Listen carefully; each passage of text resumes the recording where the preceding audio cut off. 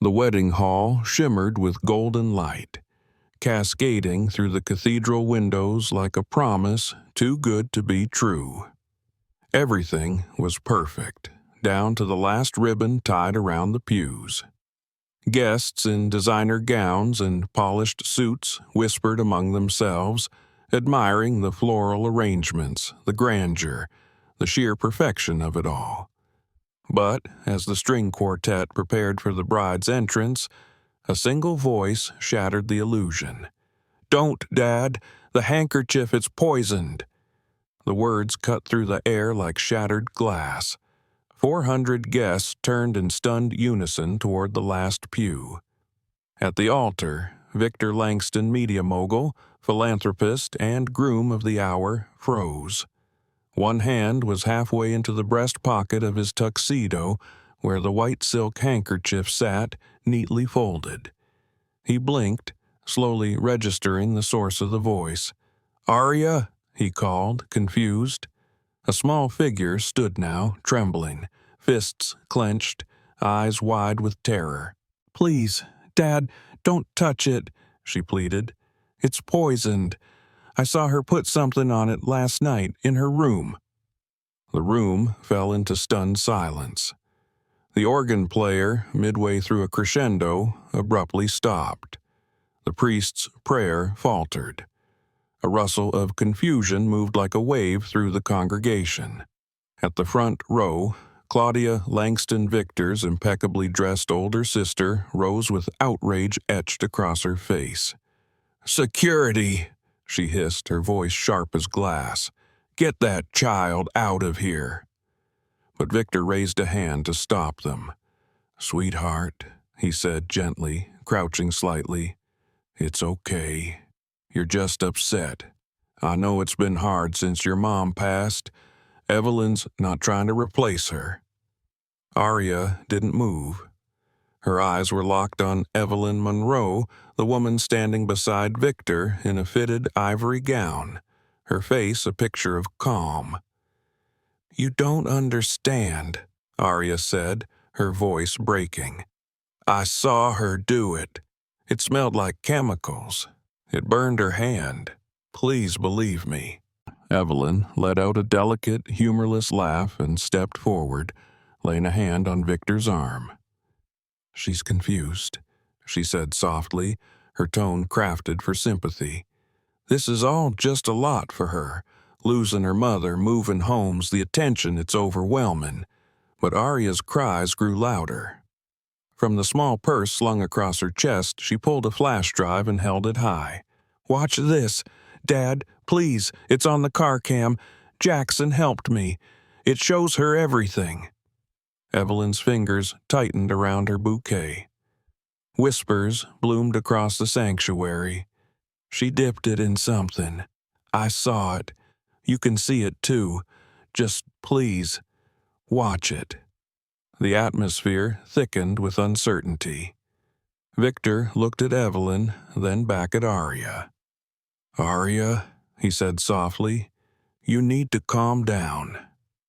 "No," she said, more clearly than before. "I brought gloves from your study. You use them for your old books. Use them now.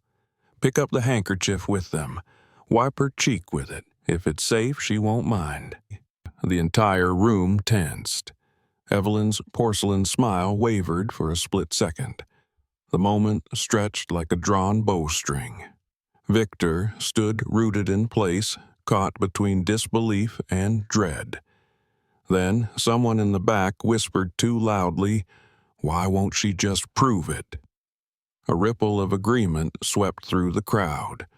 Victor turned slowly, reached into his pocket, and took the gloves Arya now offered him. He pulled out the handkerchief and held it up to the light. Once pure white, it now felt like something else entirely, like a threat disguised as tradition. He turned to Evelyn. "Is it true?" Evelyn blinked, then chuckled, the sound brittle. "Victor, really? You're letting a child hijack our wedding? That's ridiculous." But Victor wasn't looking at her anymore. His eyes were on Arya, whose expression was not angry, not afraid, but something far worse, heartbroken. The same look his late wife used to wear when he missed her school recitals, when he chose business over bedtime stories. Claudia stood abruptly. "This is madness," she snapped. "Victor, end this." But he didn't. Instead, he looked to the priest. "Father, can we have a moment?" The priest nodded and stepped aside. Victor walked down the aisle toward Arya. "You said Jackson helped you?" She nodded. "He copied the footage. He was going to bring it, but he didn't show up." Evelyn flinched. Arya saw it. So did Victor. "You want me to use this cloth on her face?" he asked. "Yes," Arya whispered. Evelyn took a step back. "I will not be insulted like this in front of the entire city." "That's not an answer," said someone from the audience. Paul Vega, Victor's longtime friend, leaned forward. "You know that girl," he muttered to Claudia. "Smart as hell. She's not making this up." Evelyn's voice cut through the tension. "You're letting a child ruin everything we've built?" "I'm asking you to prove it's harmless," Victor replied. "That's all." She didn't move. Then footsteps echoed down the aisle. An usher ran in, breathless. "Sir, Mr. Langston, there's been an accident. Jackson Grady. They found his car off Lexington and Hill. Someone cut the brake lines. He's in critical condition." The gasp that followed nearly knocked the candles out. Arya's face went pale. Evelyn said nothing. "He asked for you and Arya," the usher added. Phones were buzzing. Guests were murmuring. Headlines were already being whispered into smartwatch microphones. Victor turned to the priest. "Please ask the guests to remain seated. I need to speak with my daughter."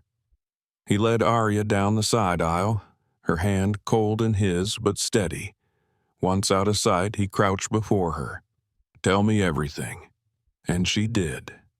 The hallway outside Evelyn's room, the smell, the way the chemicals burned her skin, the words she overheard about no one suspecting if it looked natural.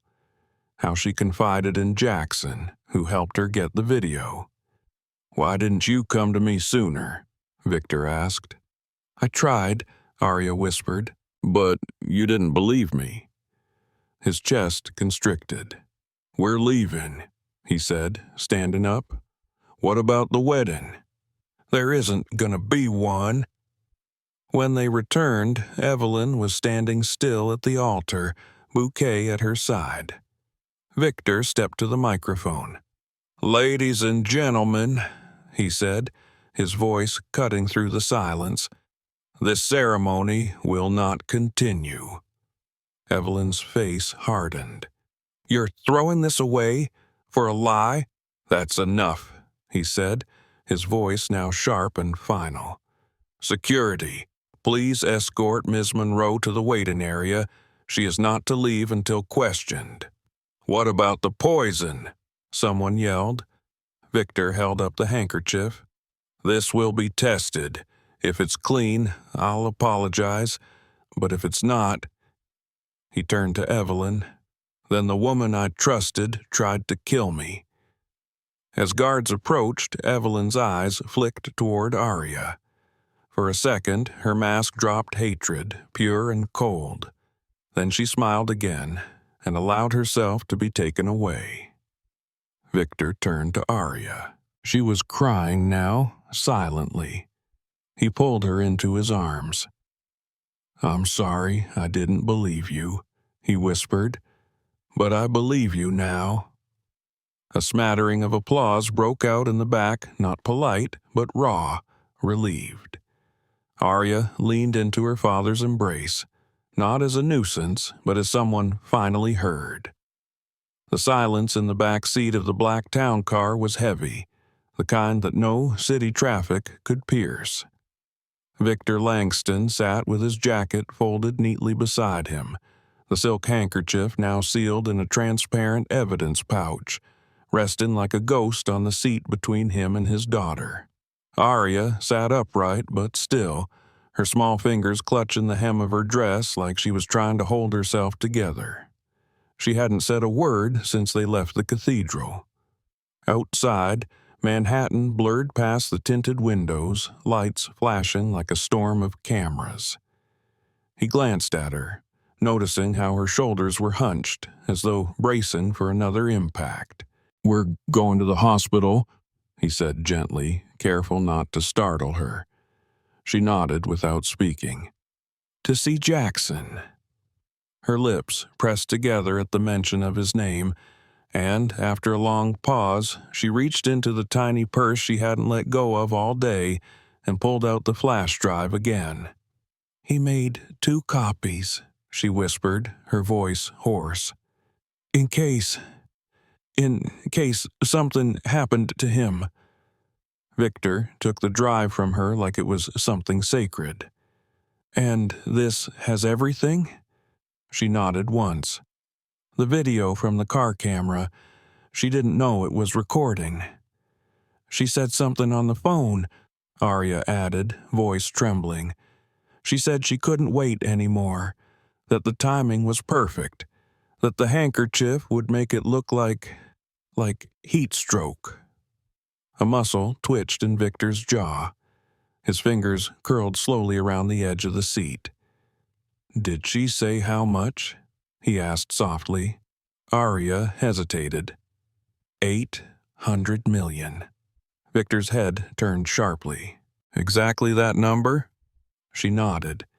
"She said it was worth the wait." He exhaled slowly. That figure wasn't public. Not the value of his media holdings, nor the terms of his newly revised will, which had included Evelyn as a beneficiary just 2 weeks prior. Only 4 people knew about that. Evelyn was one of them. They arrived at St. Raphael's through a discreet side entrance. Reporters had already gathered at the main ER doors, but inside everything was hushed and clinical. Jackson Grady lay in a private room on the 3rd floor, surrounded by monitors and machines, his arm in a sling, his leg elevated. When they stepped in, his eyes lit up.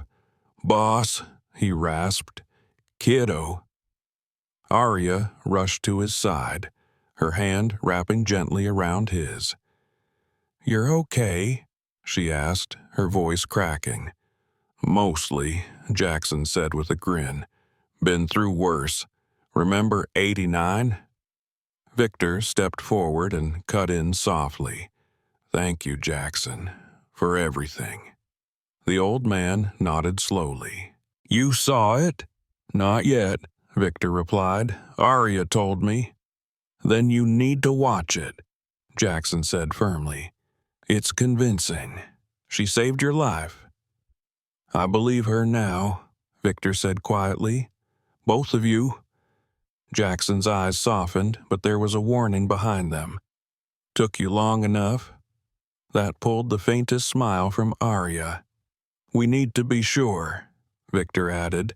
"Not just for my safety. If this goes to court—" "It will," Jackson interrupted. "She wasn't acting alone. She was too calm, too rehearsed. I heard her on the phone." "With who?" Victor asked. "She didn't say, but I caught a name. Demirov, or Dmitri, something Eastern European. She said, 'Tell Dmitri it's on schedule,' like it was a transaction." Arya gasped. "I heard that name too," she said quickly. "Twice. Once in the hallway and once when she dropped her phone. It was in a message at the top of the screen before it disappeared." Victor's gaze sharpened.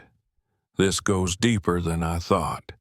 He pulled a USB adapter from his briefcase and plugged the flash drive into his laptop. Jackson's tray table was cleared and the screen flickered to life. Arya and Jackson both leaned forward. The footage began. Clean, time-stamped, undeniable. Evelyn stepped into the car, settled into the back seat and took a phone call. Her voice, at first bright and cheerful, shifted the moment she thought she was alone. "It's in the lining," she said, "soaked into the fibers. He'll start sweating first, then come the tremors. They'll blame the heat. By the time they test anything, it'll be too late." Victor froze. The video continued. Evelyn reached into her purse, pulled out the silk handkerchief, and unfolded it on her lap. She took out a small glass vial and added a few drops of a clear liquid to the center. Then, methodically, she dabbed the edges with a tissue and folded it again with care.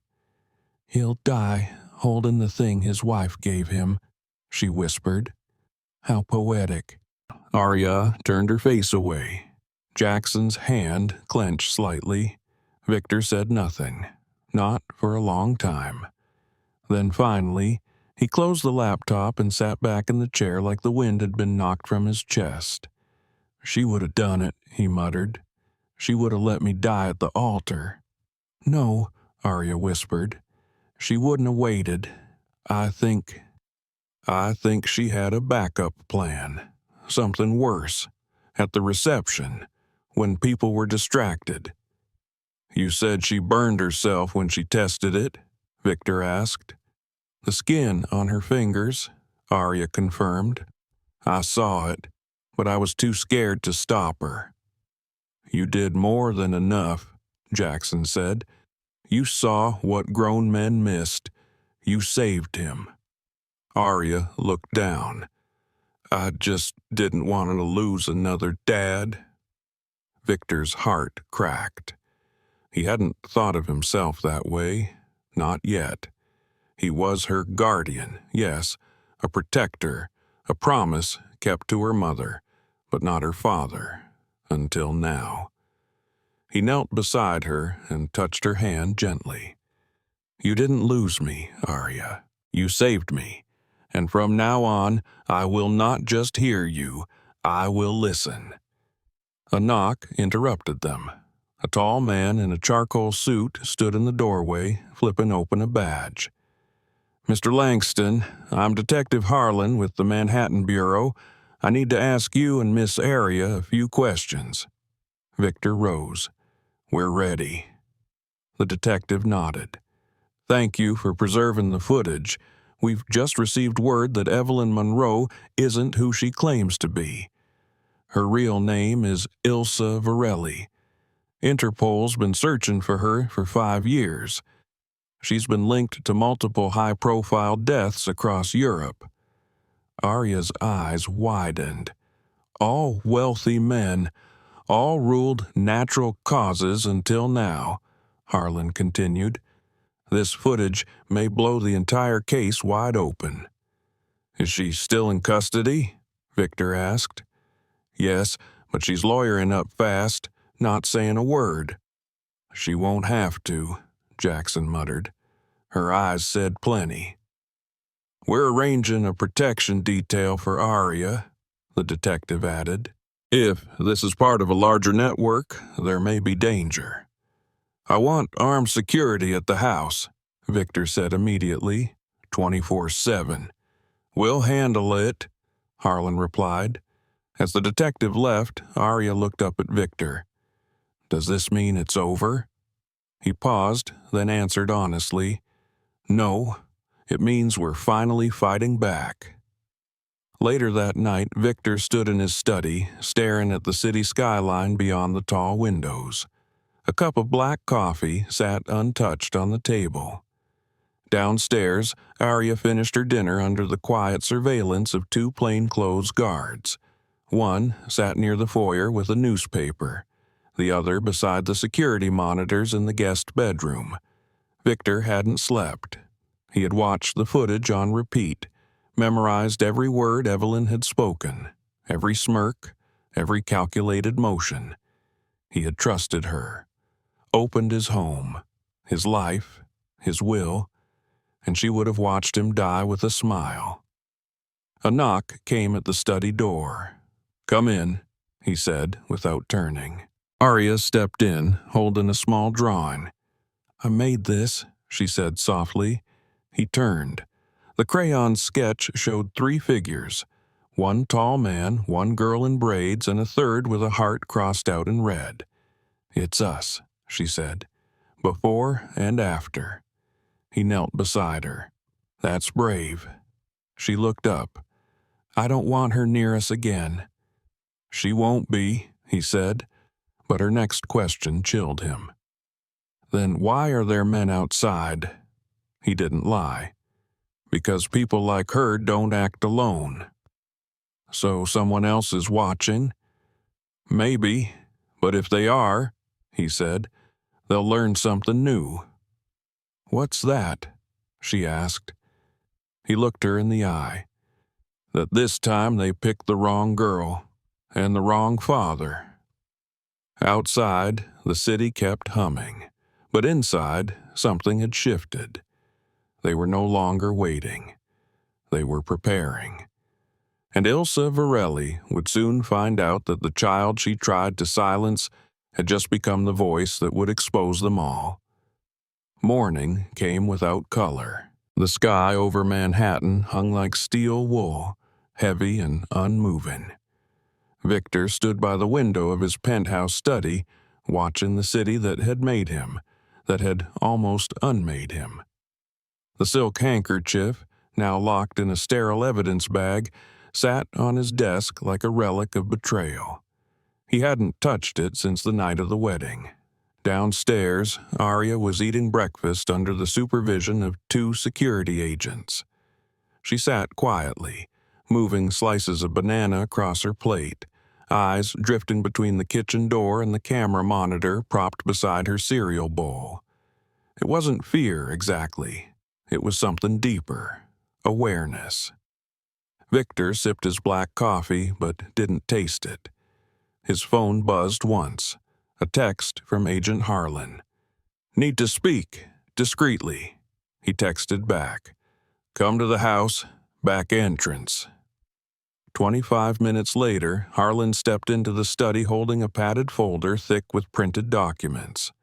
"We pulled financials on Ilsa," he said without preamble. "Fake names, shell companies, untraceable phone records, but one name kept reappearing." He flipped the folder open and tapped a photo. Dmitry Vasilov, Russian-American. Ties to multiple biotech firms that operate under the guise of consulting. Interpol has had an eye on him for a decade. No arrests, nothing stuck. Victor leaned in. "And his connection to Ilsa?" "Unclear," Harlan admitted, "but we have evidence they were in Prague together 3 years ago using aliases. One of the aliases, she used your last name." "Jesus," Victor muttered. "Why now?" "Because you updated your estate documents," Harlan replied. "Because your media holdings crossed 800 million, and because for someone like her that's not just a number, that's a finish line." Victor exhaled. "What about Arya?" "That's the problem," Harlan said, his tone darkening. "They accessed her pediatric file 2 days before the wedding. Someone with medical clearance pulled her DNA sequence, birth history, immune data. The access was encrypted, but flagged by our cyber team." Victor's chest tightened. "They're trying to figure out what I know." "More than that," Harlan said. "They're trying to confirm what she is." "What do you mean, what she is?" "I mean, Victor," Harlan said, "that Ilsa didn't just want to marry into your fortune. She wanted something that can't be inherited. Something Arya carries in her blood." Victor fell silent. Outside, traffic hummed obliviously. "We believe Arya was part of an experimental immunity study when she was a child," Harlan continued, "before she came to live with you, before her mother passed." Victor's hands curled into fists. "No one told me, not even Grace. Because it was buried," Harlan said. We only found it by scraping old records linked to defunct research clinics. One of them, funded by a subsidiary of Vasilov Industries. Victor swallowed hard. So Ilsa picked us. She orchestrated everything, Harlan said. The connection with Grace, the grieving widow act, the nurturing stepmother illusion. All of it. Victor turned toward the window again. His reflection stared back, older than he remembered, angrier than he had ever allowed himself to be. What do we do now? He asked. You go on a fence, Harlan said. We've pulled your security detail tighter, but Ilsa's gone quiet. That means she's planning something. What about the other copy of the video? Arya gave it to me yesterday, Victor said. We've uploaded it to 3 separate secure servers, off-grid. Good, Harlan said. But there's something else. We intercepted chatter last night. One of Ilsa's associates was seen near Arya's school. Victor stiffened. Did he approach her? No, Harlan said, but he waited outside for 10 minutes, then vanished. I want her pulled from school, immediately. Already done, Harlan confirmed. Private tutoring starts tomorrow. Downstairs, Arya sat beside Jackson, who'd been released from the hospital with his arm still in a sling. He insisted on staying at the penthouse, said he'd sleep on the damn kitchen tiles if he had to. I don't like this, Arya whispered. Me neither, Jackson said. But you're safe. You're not alone. I heard Agent Harlan say they were at my school, she added, voice shaking. They were, but they didn't get to you, and that's what matters. What if they try again? Jackson looked at her, eyes serious. Then they'll learn something they never expected, that the girl they thought was a target is actually a storm. Later that night, after Victor made a few urgent calls, he went into his private study and opened a concealed cabinet in the wall.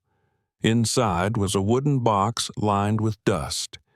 He hadn't opened it in years, not since Grace died. Inside were a few old photos, a dog tag, and a velvet pouch. He stared at the tag for a long moment. Langston Victor, O+, Recon Marine. He had buried that life, filed it under grief, and moved on. But now he needed it again. The next morning, he walked into the garden where Arya sat watching the koi fish swim beneath the surface of a small pond. She looked up, startled, as he knelt beside her and placed a small silver pendant in her palm. This used to be mine, he said. It has a GPS tracker inside. If you ever feel unsafe, just squeeze it. It'll call me, and the guards. Like magic? She asked. Better than magic, he smiled. It talks to satellites. She squeezed it, and for a moment she smiled, but the shadows returned faster than joy. That afternoon, a small package arrived at the penthouse. The return address was blank. The staff immediately alerted security. Bomb squad swept in. But there was no explosive, only a single envelope. Victor opened it himself. Inside was an old photograph. A woman, Grace visibly pregnant, standing beside a man Victor didn't recognize. On the back, in looping cursive, "Do you really know what she kept from you?" Victor stared at the photo. The man looked familiar, not from memory, but from old intelligence files. A name, a whisper, a ghost who was declared dead in 2001. No body ever found. The room around him blurred. He walked into the study and dialed a number he hadn't used in 15 years. The line rang once. Then a voice answered, gruff and cautious. "You better not be joking." "It's Langston," Victor said. "I need a favor. Now." Silence. Then the voice said, 10 seconds. I need everything you have on Ilsa Varelli, associates, intelligence contacts, any classified ops she was involved in, and I need it before this gets worse." "You in trouble?" "Not yet," Victor said, "but I'm about to be." Across the hallway, Arya lay in bed, her hands curled beneath her cheek. She wasn't asleep. She was waiting for the world to make sense again. In her dream, she saw the church again, the aisle, her father turning away from her. The doubt, the disbelief. She turned over, clutching the silver pendant in her palm. "Don't stop believing me," she whispered into the dark. But in a penthouse across the city, a woman who called herself Ilsa sat near a fireplace, her ankle monitor blinking faint red. She held a burner phone in one hand and a glass of untouched wine in the other. The phone rang once. She answered. "Plan B," she said simply. "Execute." Then she smiled. Cold, sharp. "This time," she murmured, "the girl won't be so lucky." It began with silence. Not the absence of sound, but the kind of silence that follows when too many truths collide at once and the air doesn't know what to carry first. Victor stood at the edge of the operations room deep in northern Vermont, a borrowed cabin turned command center for the last 48 hours. The flash drive Arya had found, the second one Jackson had helped her copy, was now open on 3 secured monitors. What it held wasn't just footage, it was data. Files, names, sequence codes, payment trails, hidden audio, and one final folder labeled Valkyrie. As the folder opened, the room stilled. Every file was tagged with a corresponding blood sample ID, and one of them bore Arya's name. Victor didn't speak. He simply stared at the screen while Agent Harlan and the 2 other federal technicians worked to map the chain. "This isn't just about gene therapy," Harlan said finally, his voice tight. "This is biochemical trade, weaponized immunity, immunosuppressant reversals, black market trials." Victor nodded slowly. "This was never about killing me quietly. It was about what she could steal from Arya before I found out what she was really doing." That evening, Victor sat beside the fire while Arya slept upstairs, wrapped in 2 wool blankets and a pillow clutched tight to her chest. She had barely spoken all day, except to say one sentence before curling into the couch. "I'm tired of being something people want to use." Victor had no answer. Not then.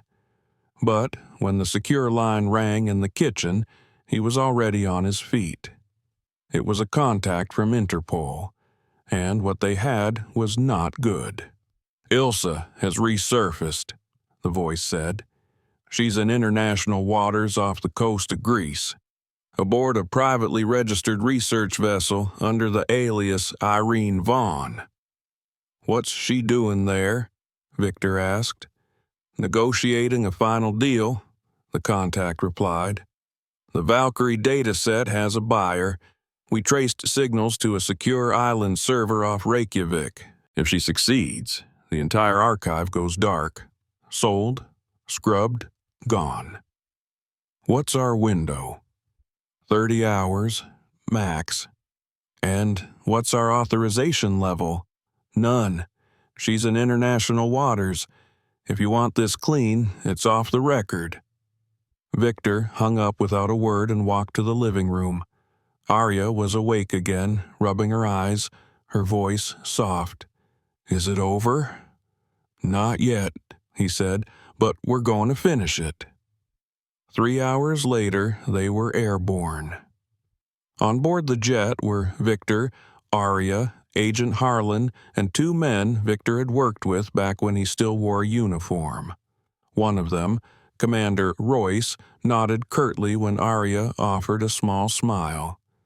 "He's the one that trained the guys who guard presidents," Victor whispered to her. Then we're not going to die? She whispered back. Not if I have anything to say about it, Victor replied. By nightfall, they landed on a private airstrip in Kefalonia.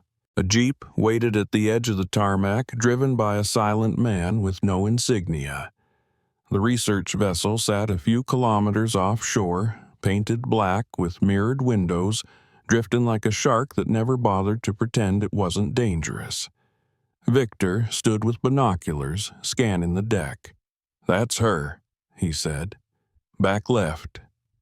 Ilsa stood at the railing, wearing all white. She looked almost serene. How do we get close? Harlan asked. We don't, Victor said. She'll expect us, but she won't expect Arya. Absolutely not, Harlan replied. She's a child. She's the reason we're even alive, Victor said. And she's the one Ilsa still wants to believe she can manipulate. Arya stepped forward. I can do it, she said. Her voice didn't tremble. She thinks she owns me. Let her try again. I'm not the same kid. At exactly 4:30 a.m., under a fading moon and a cover of clouds, Arya approached the vessel in a small motorboat driven by Commander Royce. The guards at the bottom of the gangway were caught completely off guard. They didn't raise their weapons. Instead, they stepped back, confused, when the girl calmly stepped off the boat. I'm here for Dr. Vaughn, she said. She'll know who I am. They radioed. Permission was granted. Arya walked onto the ship like she wasn't afraid, like her feet belonged there. Down the corridor, under fluorescent lights that buzzed just slightly off rhythm, she entered a central lab. There, standing in the middle of polished steel and sterile air, was Ilsa Varelli. Her hair pulled back, her eyes gleaming. You came, she said with a smile. Of course you came. I came to stop you, Arya said. Ilsa took a slow step forward. You don't have to fight me, Arya. You and I were the same. They use people like us. They either profit from our silence or punish our voices. You poisoned my father, Arya said. I protected what mattered, Ilsa replied coldly. You don't understand what they would have done if the truth got out. You mean the truth about me? Arya asked. About what's in my blood. About what's possible, Ilsa said. You are a breakthrough. You are immunity incarnate. Do you think it was an accident your mother enrolled you in that trial? She knew. She believed. So did I. Then why kill him? Arya asked. Because he was waking up, Ilsa said bitterly. Because he was remembering who he used to be. And I couldn't let him unravel everything before the deal closed. Just then, the lab lights flickered. A silent alarm. Ilsa spun. They're here, she hissed. Of course they are, Arya said calmly. I brought them. The side door burst open. Victor entered, flanked by Harlan and Royce. Step away from her, Victor said. Ilsa raised her hand slowly. You won't shoot me, Victor. No, he said, but I will bury you with your own files. He tossed a small projector onto the floor. It flickered to life, casting holographic displays across the lab. Audio clips, video files. One file played on loop. If the girl screams, don't stop. We need the sample. Her father is irrelevant now. Ilsa didn't flinch. That recording proves nothing.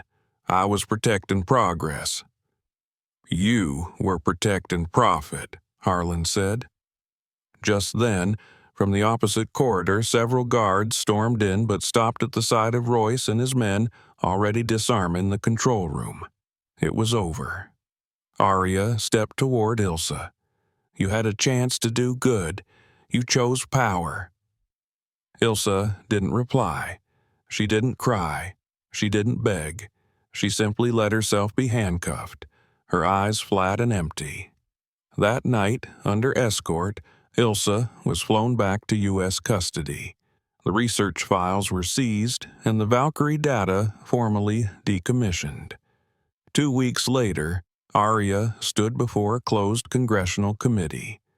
Dressed in navy blue, her curls neatly pulled back, she took a breath and began.